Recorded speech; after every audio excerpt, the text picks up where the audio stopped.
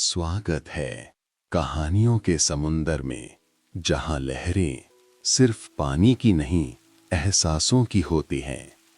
हर कहानी एक नया सपना बुनती है, एक याद, एक सुकून भरा पल छोड़ जाती है। कमरे की लाइट धीमी कर लीजिए, तकिया पास खींच लीजिए और खुद को इन शब्दों की दुनिया में खो जाने दीजिए।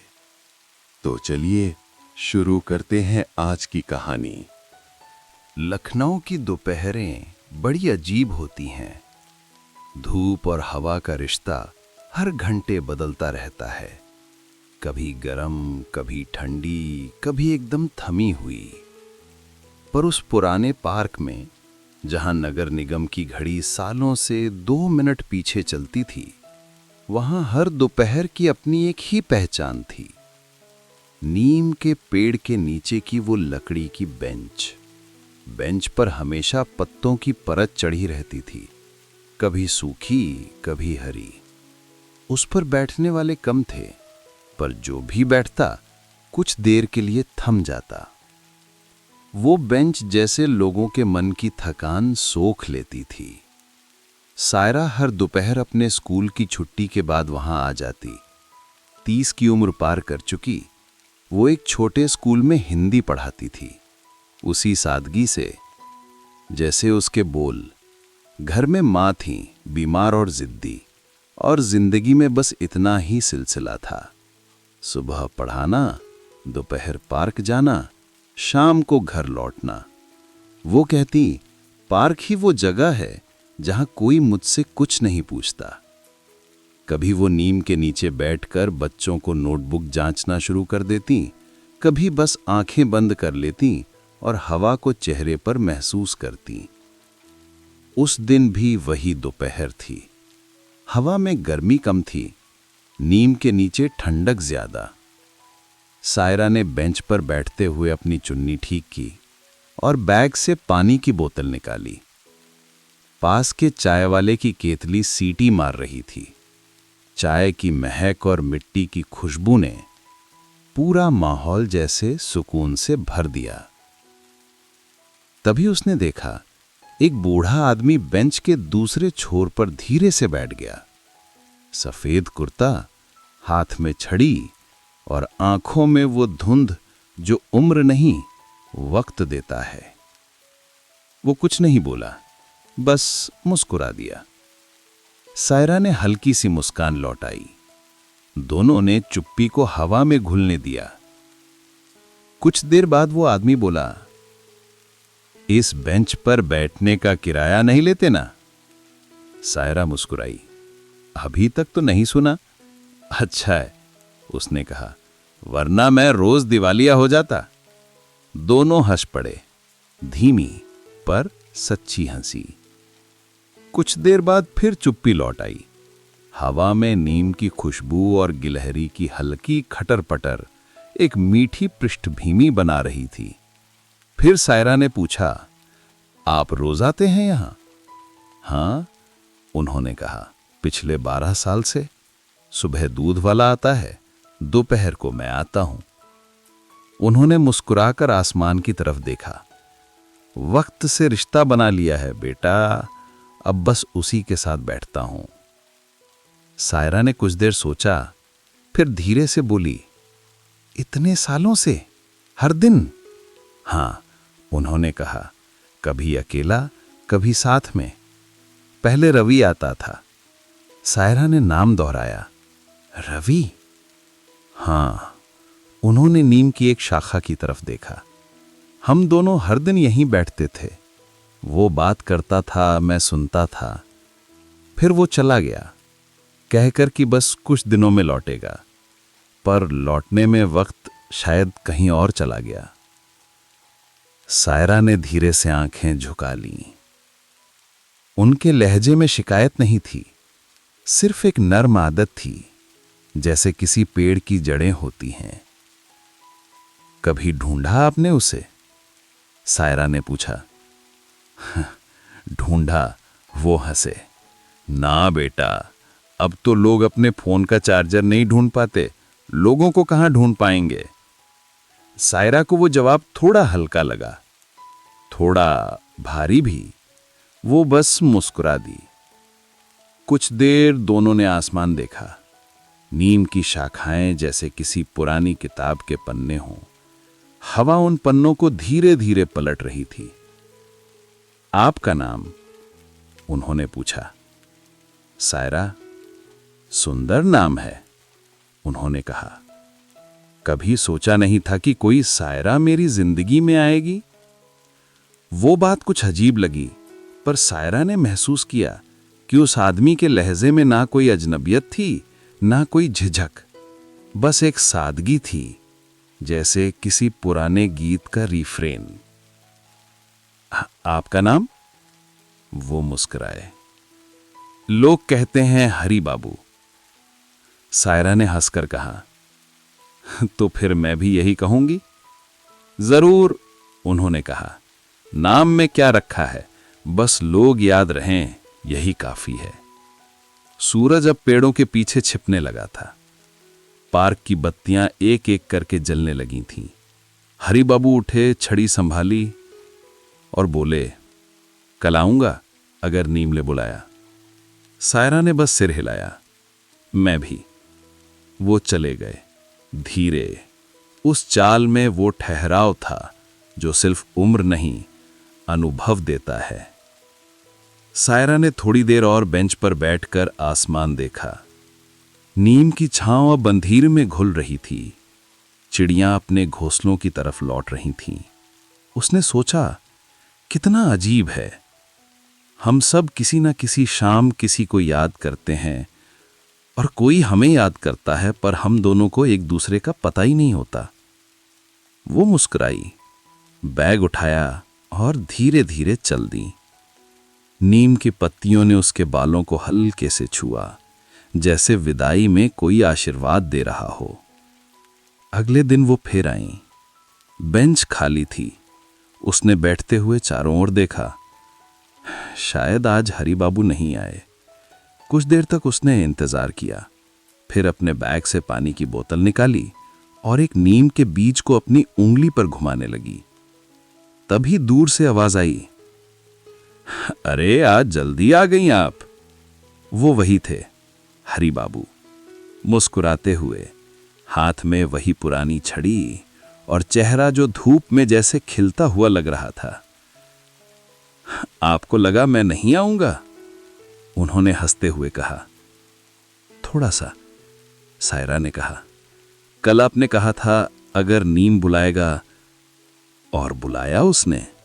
उन्होंने पेड़ की ओर देखा। वो तो रोज बुलाता है, बस हम ही कभी कभी सुन नहीं पाते। सायरा ने पहली बार महसूस किया कि हरी बाबू की बातें किसी किताब जैसी होती हैं, सीधी, पर उनमें गहराई छिपी होती है। वो चुप रहीं। काफी देर तक दोनों बैठे रहे। कोई जरूरी बात नहीं, बस हल्की बातें। मौसम, शहर, स्कूल, बारिश। नीम की शाखाओं पर अब गिलहरियां सो रही थीं और हवा में पत्तों की सरसराहट जैसे किसी पुराने किस्से का संगीत बना रही थी। सायरा ने कहा, आप हर दिन आते हैं, पर जब नहीं आएंगे तो क्या नीम आपको याद करेगा? हरी बाबू हंसे। शायद नहीं बेटा, पर कोई और आएगा और ये छांव फिर किसी को सुकून देगी। यही काफी है। सायरा ने महसूस किया कि कुछ जवाब कभी तुरंत नहीं मिलते, पर कुछ लोग अपनी मौजूदगी से ही दिल के अंदर जगह बना लेते हैं। जब वो उठकर घर जाने लगीं, हरी बाबू ने बस इतना कहा, कल फिर मिलते हैं। और उस शाम सायरा ने महसूस किया कि कभी कभी किसी अजनबी से हुई छोटी सी मुलाकात इतनी शांत हो सकती है कि वो हमारे अंदर के शोर को धीरे धीरे मिटा देती है। दोपहर वही थी। नीम की छांव के नीचे हल्की धूप छन रही थी और हवा में एक नरम सी मिठास थी। सायरा आज थोड़ा जल्दी आ गई थी। उसके स्कूल में बच्चों की परीक्षा खत्म हो चुकी थी, तो उसने सोचा क्यों ना आज थोड़ी देर ज्यादा बैठा जाए। वो बेंच पर बैठकर चुपचाप अपनी बोतल से पानी पी रही थी। जब पीछे से वही परिचित आवाज आई, आज तो नीम भी जल्दी जाग गया होगा। वो पलटी और मुस्कुरा दी। हरी बाबू, आप हर बार कुछ ऐसा बोल देते हैं जो सुनते ही अच्छा लगता है। हरी बाबू ने हंसकर कहा, बोलने के लिए अब बस पेड़ और लोग ही बचे हैं बेटा, वरना मन की बातें मन में ही रह जाती हैं। सायरा ने महसूस किया कि उनके बोलने में कोई जल्दबाजी नहीं थी। हर शब्द जैसे सोच समझ कर आता था, धीरे पर दिल के बहुत पास से। वो उसी बेंच पर बैठ गई, अपने सफेद कुर्ते को ठीक करते हुए। आपका दिन कैसा गया? सायरा ने पूछा। ठीक ही बेटा, उन्होंने कहा। आज सुबह दूध वाले ने 1 रुपया ज्यादा ले लिया। मुझसे बहस करने का मन नहीं हुआ तो सोचा उसे खुशी दे दी जाए। सायरा हंसी। आप तो बहुत शांत रहते हैं। रहना पड़ता है बेटा, जिंदगी से बहस करोगी तो थक जाएगी।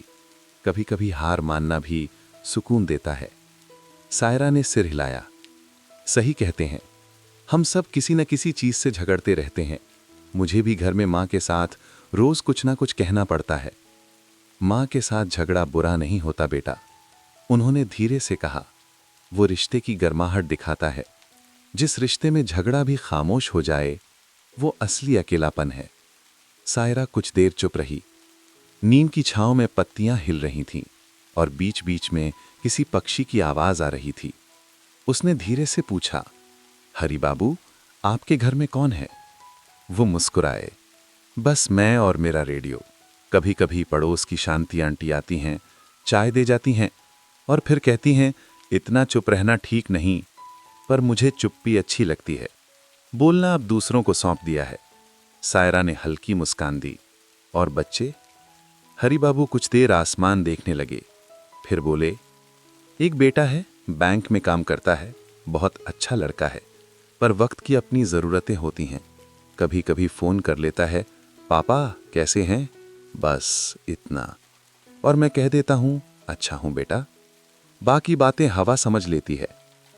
सायरा को लगा जैसे हवा सच में सुन रही हो। उसने पहली बार महसूस किया कि हरी बाबू की आवाज़ में जो शांति है वो किसी मजबूरी से नहीं बल्कि स्वीकार से आती है।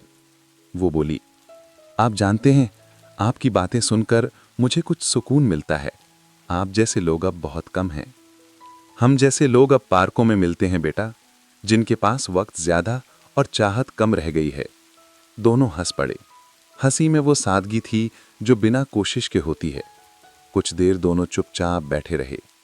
पास के मंदिर से घंटी बजी और एक हल्का सा ओम हवा में खुल गया। सायरा ने आंखें बंद कर लीं, जैसे उस आवाज को अपने भीतर महसूस कर रही हो।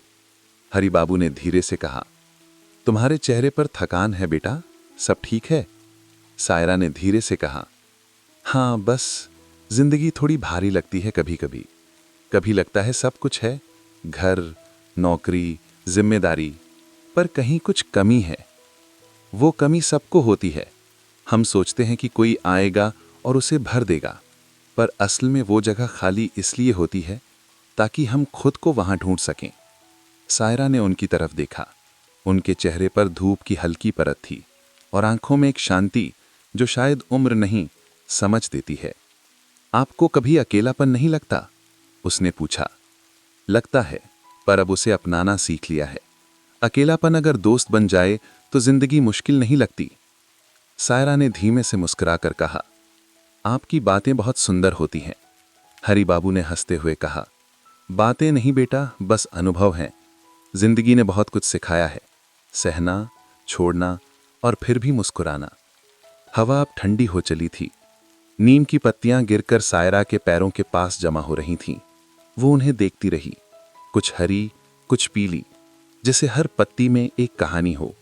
हरी बाबू, उसने धीरे से कहा, आप जानते हैं, मैं पहले किसी से बात नहीं करती थी, बस आती, बैठती और चली जाती थी। पर अब लगता है कि इस बेंच की आदत पड़ गई है। नहीं बेटा, बेंच की नहीं, सुकून की आदत पड़ गई है। और सुकून किसी के मिलने से नहीं, किसी के समझने से आता है। सायरा ने सिर झुका लिया। उसकी आंखें थोड़ी नम थीं, पर मुस्कान अब भी थी। थोड़ी देर बाद हरी बाबू उठे। चलता हूं बेटा, अब शाम ढल रही है। कल फिर आएंगे ना? उसने पूछा।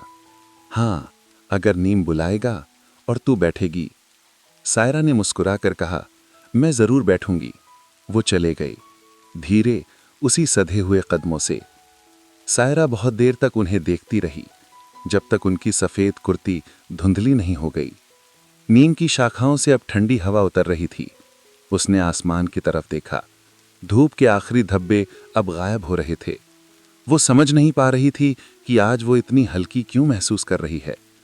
शायद इसलिए कि कभी-कभी कोई अजनबी हमारे भीतर की थकान को पहचान लेता है, बिना पूछे, बिना बताए।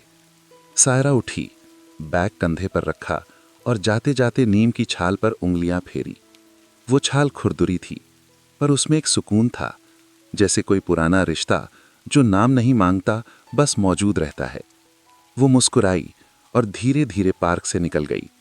पीछे हवा में बस नीम की हल्की सरसराहट रह गई, जो मानो कह रही थी, कल फिर मिलेंगे, उसी बेंच पर, उसी सुकून में। बरसात का मौसम शहर में अपनी ही चाल से आया था, न बहुत तेज, न बहुत हल्का।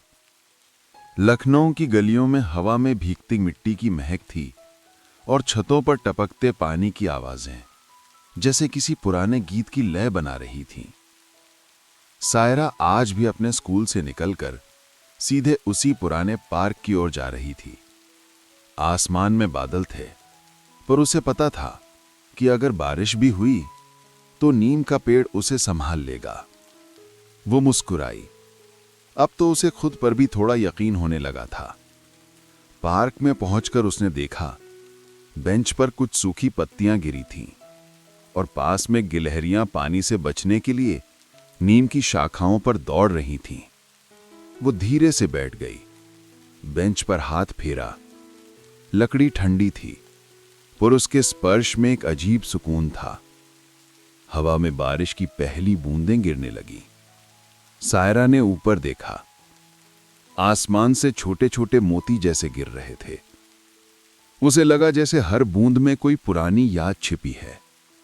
तभी दूर से एक आवाज आई, बड़ी जिद्दी हो बेटा, आज भी आ गई। सायरा पलटी। हरी बाबू थे, कंधे पर पुराना छाता टिकाए, चेहरे पर वही नरम मुस्कान। आप भी तो आए हैं। नीम का बुलावा शायद हम दोनों को मिला है। हरी बाबू हंसे। बुलावा नहीं बेटा, ये पेड़ अपने पुराने लोगों को भूलता नहीं। बारिश अब ज्यादा तेज थी। हरी बाबू ने छाता खोला, पर हवा इतनी तेज चली कि आधा छाता बेंच से बाहर उड़ गया। सायरा ने हंसते हुए कहा, छाता भी आपकी तरह बूढ़ा हो गया है। हरी बाबू ने मुस्कुराकर कहा, हां, पर जैसे मैं संभल जाता हूं, ये भी संभल जाएगा। वो दोनों बेंच के और पास खिसक गए। बारिश की ठंडी हवा चेहरे पर पड़ रही थी। नीम की पत्तियां ऊपर से बूंदों को रोक रही थी, फिर भी कुछ बूंदें धीरे से नीचे आकर सायरा के गालों पर गिर जाती। कुछ देर दोनों चुप रहे, बस बारिश की आवाज थी। सायरा ने धीरे से कहा, मुझे बारिश हमेशा से अच्छी लगती है। मुझे भी, उन्होंने कहा। बारिश में लोग बदलते नहीं, दिखने लगते हैं। जो खुश हैं हंसते हैं, जो उदास हैं रो लेते हैं। बारिश किसी को कुछ छिपाने नहीं देती। सायरा ने मुस्कुराकर कहा, आप बहुत बातें करते हैं। बूढ़े लोगों का यही तो काम होता है बेटा, जो महसूस किया वो कह देना। सायरा ने सिर झुका लिया। बारिश अब थोड़ी धीमी हो गई थी। पेड़ की शाखाओं से पानी बूंद बूंद टपक रहा था और मिट्टी की महक और गहरी हो गई थी। हरी बाबू, उसने पूछा, क्या आप कभी डरते हैं? वो मुस्कुराए। डरता था कभी, अब बस सोचता हूं। डर तब लगता है जब कुछ खोने का डर होता है। अब तो खोने को कुछ नहीं, बस यादें हैं, और यादें तो चाहो तो रख भी लो, थक जाओ तो छोड़ भी दो। सायरा ने धीरे से कहा, काश मैं भी यूं छोड़ पाती। हरी बाबू ने पूछा, क्या छोड़ना चाहती हो? वो कुछ पल चुप रही। शायद अपना गुस्सा, अपनी शिकायतें, अपनी अधूरी बातें। हरि बाबू ने सिर हिलाया। हर किसी के भीतर ऐसी बातें होती हैं बेटा, बस फर्क इतना है, कुछ लोग उन्हें दिल में बंद रखते हैं, कुछ हवा को दे देते हैं। सायरा ने नीम की शाखाओं की तरफ देखा। बारिश की बूंदें पत्तियों पर झूल रही थी, जैसे जाने और ठहरने के बीच फंसी हों। उसने कहा, शायद मैं भी अब कुछ हवा को दे दूं। दे दो बेटा, ये नीम भरोसेमंद है। बारिश फिर से तेज हुई। वो दोनों चुपचाप बैठे रहे। हरि बाबू ने धीरे से कहा, तुम्हें पता है, जब मेरी पत्नी गई थी तो बारिश हो रही थी। मैंने उसी दिन ठान लिया था कि जब भी बारिश होगी मैं उससे मिलने आऊंगा, इस नीम के नीचे। सायरा ने उनकी तरफ देखा। उनके चेहरे पर मुस्कान थी, पर आंखों के किनारों पर कुछ नम था। कितना प्यार करते होंगे आप उनसे। प्यार? वो हंसे। नहीं बेटा, अब तो आदत है।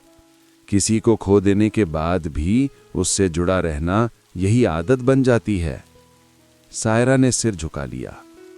उसे लगा हरि बाबू का अकेलापन उसके अपने अकेलेपन से ज्यादा गहरा है, पर फिर भी वो मुस्कुरा रहे हैं। शायद यही परिपक्वता होती है, जब दर्द भी सुकून देने लगे। कुछ देर बाद बारिश थम गई। नीम की पत्तियों से अब भी पानी टपक रहा था। हवा ठंडी थी और पार्क के चारों ओर एक सन्नाटा फैला था, जो न दुखी था न खुश, बस शांत। हरि बाबू ने अपनी छड़ी उठाई और बोले, चलो बेटा, अब निकलते हैं। कल फिर आना, बारिश हो या ना हो। सायरा ने कहा, जरूर, आपकी बातें अब मेरी आदत बन गई हैं।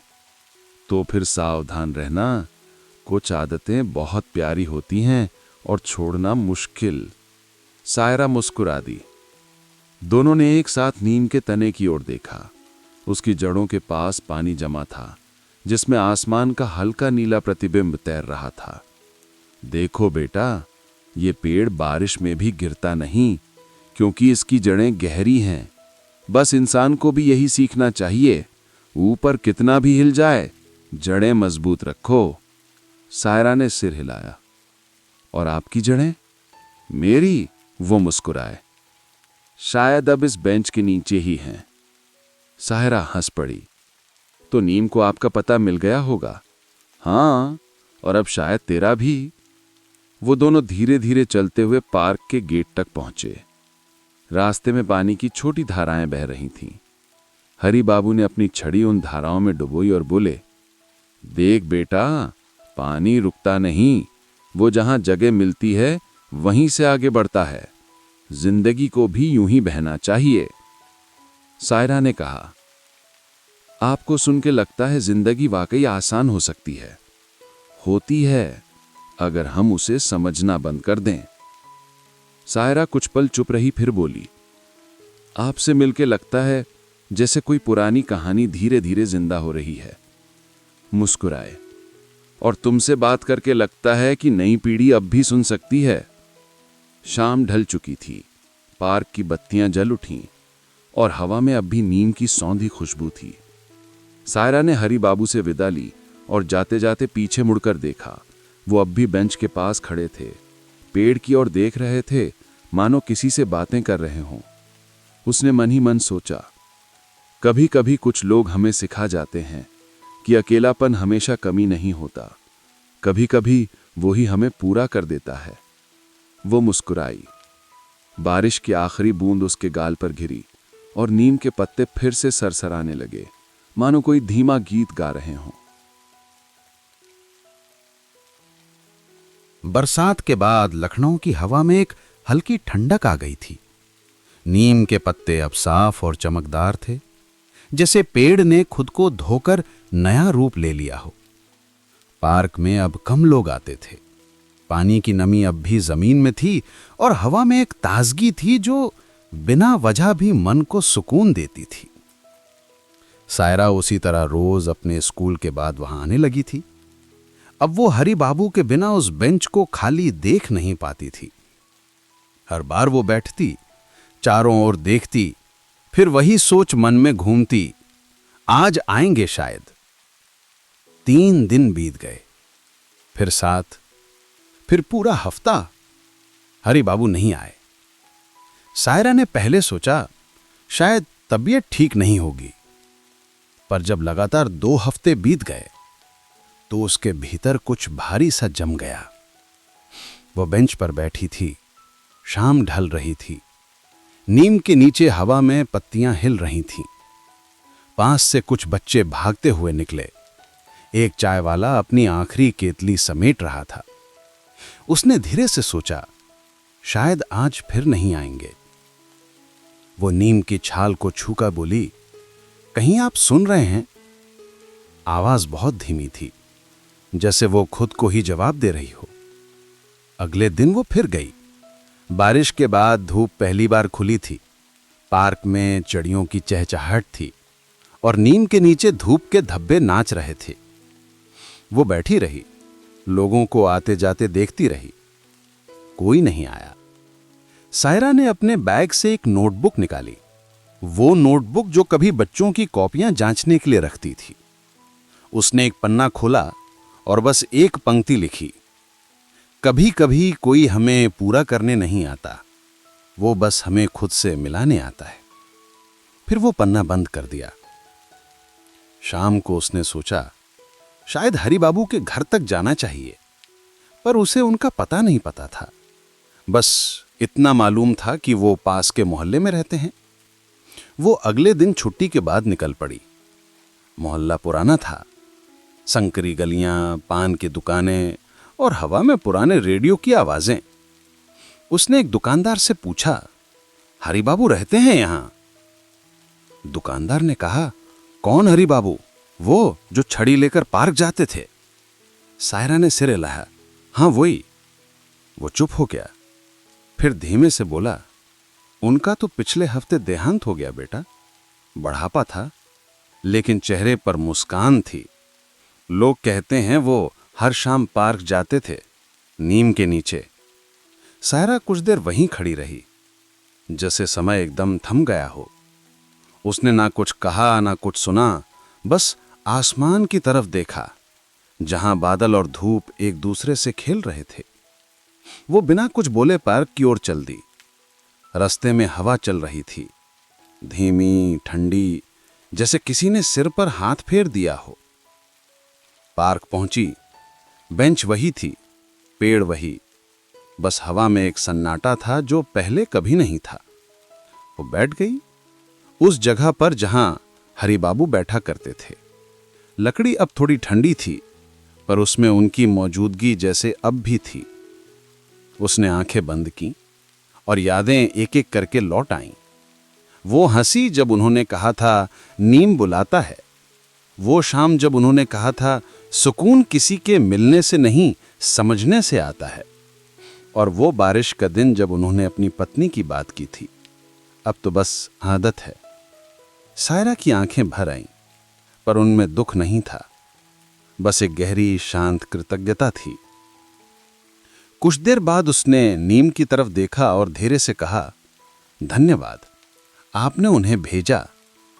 नीम की शाखाएं हवा से हिल रही थीं, जैसे पेड़ सचमुच सुन रहा हो।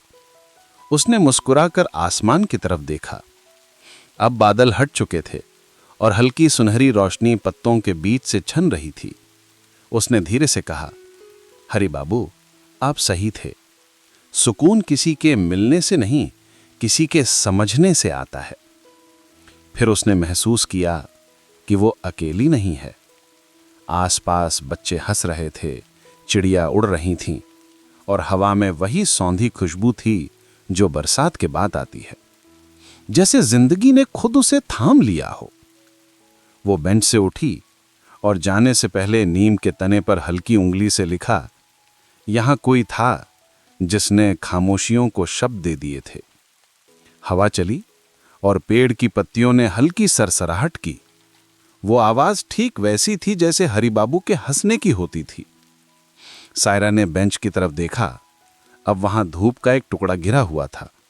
उस टुकड़े में मिट्टी, लकड़ी और याद का एक अजीब संगम था। वो बैठकर बस कुछ देर तक उसे देखती रही। फिर उसने धीरे धीरे बेंच से उठकर गेट की ओर कदम बढ़ाए। हर कदम पर ऐसा लगता था जैसे नीम की छांव उसके पीछे चल रही हो। रास्ते में एक छोटा बच्चा भागता हुआ आया और सायरा से बोला, आंटी आप रोज यहीं बैठती हो ना? माँ कहती हैं वो पेड़ शुभ है। सायरा मुस्कुराई। हाँ बेटा, बहुत शुभ है। क्यों? बच्चे ने पूछा। क्योंकि यहां लोग अपनी बात कह देते हैं और हवा उन्हें सुन लेती है, उसने कहा। बच्चा हंसता हुआ भाग गया। सायरा ने नीम की तरफ देखा। अब सूरज ढल रहा था। हवा में सुनहरी परतें तैर रही थीं। वो पल शांत था, जैसे समय भी ठहर गया हो। वो मनी मन बोली, कुछ लोग जाते नहीं, वो बस रूप बदल लेते हैं। जैसे पेड़ बारिश में नया जन्म लेता है, वैसे ही रिश्ते भी मौसम के साथ बदलते हैं, पर रहते हमेशा हैं। वो मुस्कुराई और नीम के नीचे रखी बेंच की तरफ आखिरी बार देखा। अब वो खाली थी, पर उसमें सुकून था, जैसे किसी ने उसे अपने स्नेह से भर दिया हो। सायरा जानती थी कल भी वो वहीं आएगी, शायद अकेली, पर अब अकेली महसूस नहीं करेगी, क्योंकि अब उसे पता था कुछ रिश्ते शब्दों से नहीं बनते, वो बस हवा में रहते हैं, नीम की छांव की तरह जो सबको थाम लेती है, बिना कुछ कहे, बिना कुछ मांगे। सायरा हर शाम उसी बेंच पर बैठने लगी। कभी बच्चों को खेलते देखती, कभी आसमान को बदलते रंगों में डूबते देखती। नीम की पत्तियां अब भी हर शाम उसी तरह हिलती, जैसे कोई पुराना दोस्त मैं यहां हूं कह रहा हो। समय धीरे धीरे आगे बढ़ता गया, पर कुछ चीजें वहीं रहीं। वो बेंच, वो पेड़ और वो सुकून जो एक अजनबी ने सिखाया था। और बस यूं ही एक और लहर ने अपनी कहानी कह दी। अगर ये कहानी दिल को छू गई हो तो कहानियों के समुंदर को सब्सक्राइब कीजिए और अगली लहर का इंतजार कीजिए, क्योंकि हर रात एक नई कहानी लेकर आती है। हाँ, शुभ रात्रि।